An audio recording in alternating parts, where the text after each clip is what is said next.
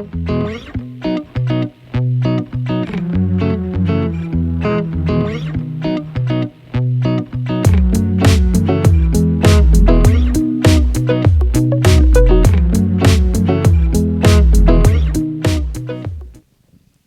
I really look that big? Man, I gotta get, wow. So for all the people that did have an alcoholic beverage, so you're my people. So I'll catch up with you later. Thank you very much. Thank you, Hourglass. Thank you for everybody that's attending today, and thank you to the sponsors. Really appreciate being an opportunity to really talk about our story, our mission in the context of food and agriculture, the future of food and agriculture. So I'm the executive director at Central Pennsylvania Food Bank. We work throughout the whole Susquehanna Valley. In Lancaster County, which is our largest county of population, we work with about 100 organizations to feed people in need. And I've met some of our friends and partners in the work here today, so good to see you. And if I do say something that doesn't sound true, you just keep quiet. That's me. That's what I do at the food bank, and I'm just very honored and blessed to have a second career. My previous career was in finance and accounting and banking, and that was all great, but this is what I really love. This is what I've been wired for. So I know you can read, and yeah, that's enough about me. This is our service territory, and we're in Pennsylvania, so I can get away with this next comment. That's about twice the size geographically of the state of New Jersey. So if you're from New Jersey, tough, right?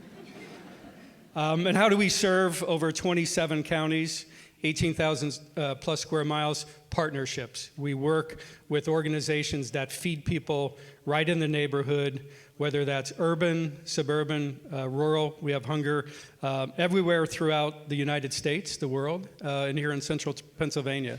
But we have about 1,200 partners doing this work.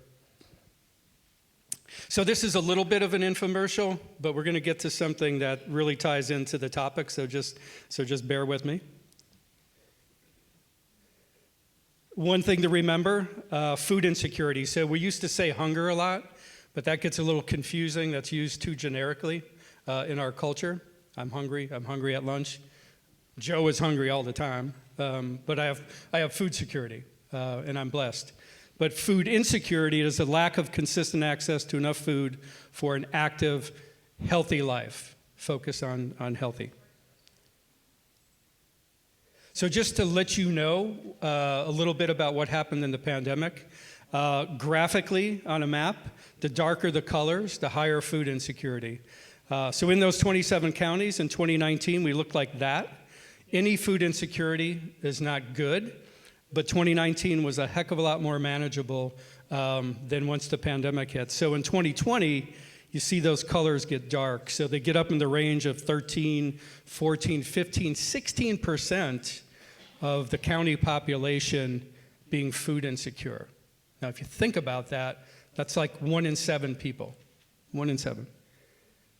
Children, it's not on the map, about 1 in 5 during that time. Every 5th child in school. Food insecure, not sure where that next healthy meal is coming from. So in 2020, things, as you saw in the media, really got just off the charts. Need grew, and it grew here in central Pennsylvania by about 40%. Fortunately, with the help that went out from the federal government, the state government, helped really help people recover to a large degree, but not everybody. So in 2021, we see improvement, but if you compare 21 to 2019, we still landed with higher food insecurity. And where we are now is facing the secondary crisis. So the health crisis seems to be getting under control reasonably well. And if you lost somebody during the pandemic, which I did, my heart goes out to you. We can never get that back, but we do seem to be managing it down. But we have this inflation that's facing us, right? So it's facing everybody. It's facing all companies, all organizations, facing the food bank, but the real issue is our neighbors. And some of those neighbors are now becoming neighbors in need, either again or for the first time, because this is happening so quickly, it's outpacing wages for a lot of our neighbors. So, back to food and agriculture. So, how about those carrots? I think of them as carrot people. So, any Harry Potter fans? So you would expect maybe little eyes to pop out and they start talking, right? But those carrot people are very nutritious, right? So just some of you that are in the food businesses, like some of our speakers, so that doesn't sell in the grocery store. It doesn't sell in the farmers markets too well, maybe end of day. So our preferences as consumers cause a lot of waste, right? So we're part of the solution to get the carrot people to the kitchen table, right? So that's true, like really the produce aisle has become kind of a beauty contest. And we as Americans are probably the worst in the world. Is that, George, would you say, as far as consumer preferences? Yeah, Europe, right? But we, with our preferences and willingness to pay really high prices for the really beautiful produce, actually trigger a lot of waste, a lot of cull. So food banks, ours in particular, are doing a darn good job of trying to get and divert that produce to kitchen tables, right? So about 15 million pounds last year of that type of produce. And actually, most of it looked pretty good. It's not all, carrot people. And also a lot of fresh milk. We have a huge fresh milk program that's not terribly common around the country, but we've had a dairy crisis for years, and so we've scaled up a program to make sure that wonderful milk, 6 million servings of it last year, gets to kitchen tables, to people in need. So this is where we tie into the subject of the day. So this is a 3+ minute video. And what this video is about, just to preface it, is our innovation that we started last year to start connecting our partners with local farms. We already do that on a large scale as the food bank, but the food bank deals in truckloads. Our small local farms, our scales don't match well, but they do match with our local pantries. So our endeavor is helping to get funding to our partners to help local farmers get that surplus, the smaller quantities, to help people in need right in their neighborhood. So without further ado. Delicious fruits and vegetables in every shape and size. Protein-packed eggs, beef, pork, poultry, fresh milk, and cheese. Pennsylvania's farming community grows all of it in our own backyard. Everyone deserves to have good, nutritious food, and enough of it to live healthy, successful lives. Our powerful partnership with area farmers makes the Central Pennsylvania Food Bank's mission of fighting hunger, improving lives, and strengthening communities a reality. Produce is amazing. I mean, oranges, apples, lettuce, tomatoes, peppers. I mean, it's just great. Each year we source truckloads of fresh, healthy food from local farms when normal retail channels aren't available. Instead of plowing it under or letting it go to waste, we give it to those who need a helping hand. A true win-win. The food bank is like a secondary outlet for farmers with a surplus. And we welcome seconds and ugly produce that is still nutritious but doesn't sell. Programs like the Pennsylvania Agricultural Surplus System, or PASS, the Bid Buy Donate program for livestock, and our own Farmer to Agency Resource Market, or Farm Grant Program. Get fresh from the farm commodities to our neighbors in need, right near the farm through local pantries, soup kitchens, and shelters just a few miles away. This is especially helpful to smaller growers and farmers markets. So being farmers, we really cringe at food waste. And so working with our food bank partner has just been a really great way to get all this great food that we have to people who can use it. And they've been really great about being able to come pick up from us. And that's been key to to our relationship. The partnership with the Fulton County Food Basket and the New Morning Farm, it's just such a great program to be able to partnership with somebody that's able to give us the fresh fruit and vegetables that we need. We get all kinds of produce, fruits and vegetables all year, all season long. The Central Pennsylvania Food Bank is committed to sharing the freshest, most nutritious, and culturally diverse foods with people facing hunger. Our territory is wide, but our impact is local. Cultivating these local relationships, as well as purchasing nutritious products, are key to helping us meet the growing demand for charitable food assistance. There is dignity in having access to food that tastes good, respects culture, and is good for you. Together, we give hope through the healing power of healthy, local, farm-fresh food.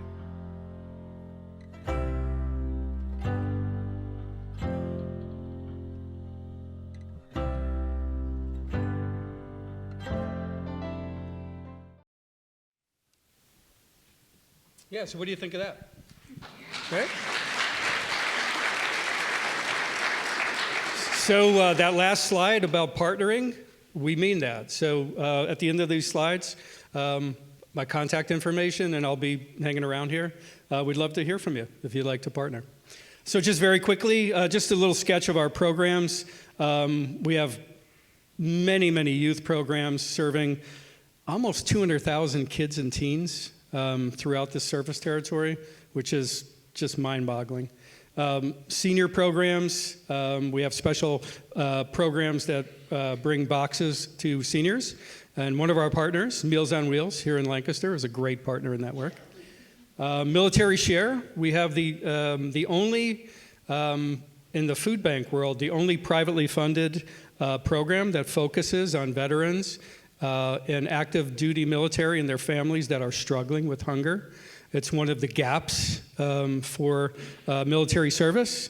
So we have over 38 sites that we work with military service organizations to help folks that are either in the military or have served and are struggling. We work with healthcare locally here with Lancaster General Hospital or Health System, as well as Penn State Health locally and a number of others on programs that directly help people that are food insecure to follow their clinical guidance from their doctors and nurses. And we do direct referrals with them and also interventions to make sure they have healthy food. And we're doing that on a fairly large scale, which makes us kind of unusual around the country. We also do outreach for benefit programs that help people have enough food and get that food right in the grocery store with our partners like Giant Foods, one of our wonderful sponsors today. Just very quickly, a little bit more infomercial and then we'll wrap it up. We're volunteer driven. So 10,000 volunteers last year, 84,000 hours just at our food bank. Multiples of that with our partners who are primarily volunteer driven. And for every dollar that's donated, this is the pitch, we can produce or we can share about 6 meals worth of nutritious food. So proud of that, and we're still managing to do that even with inflation. We'll see next year. And advocate. We could usually help advocating with legislators to keep this work going. And that's how you can help us fight hunger. Proud of all these volunteers. Special note, Harrisburg Police Department at the bottom left, who helped us feed children throughout the pandemic. They volunteered as a force. How about that? And that's how to find me. And that's how to find us on social media. So we have a minute or two for Q&A. All right, we apparently have a minute or two left. You won't find me on social media, by the way. This is our food bank. That's not my thing. Can't see it too well. If anybody's raising their hand. Yes? So that we can contact you, would you mind going back on slide with us? Thank you. You got that memorized? Good. There you go. Let's play. Yep. A little hard to see, so if you're raising your hand, yell. Up in the corner. Yep. You said you had trouble dealing, obviously, with what happened during COVID. If that were to happen again, is it a matter of getting you prepared, having more food in storage? I'll get to a serious answer, but I'm not sure I can go through another one without retiring, right? So I'm still here and I'm not retiring. But if that happens, that may move me. But a serious note, part of the reason for that endeavor that we showed in the video is one of the pandemic learnings. Our food systems are consolidated in the U.S., extremely consolidated, and we saw what happened. We saw what happened with meat production. We saw what happened with food service. So that consolidation worked against us, and we saw it's not as reliable as we thought.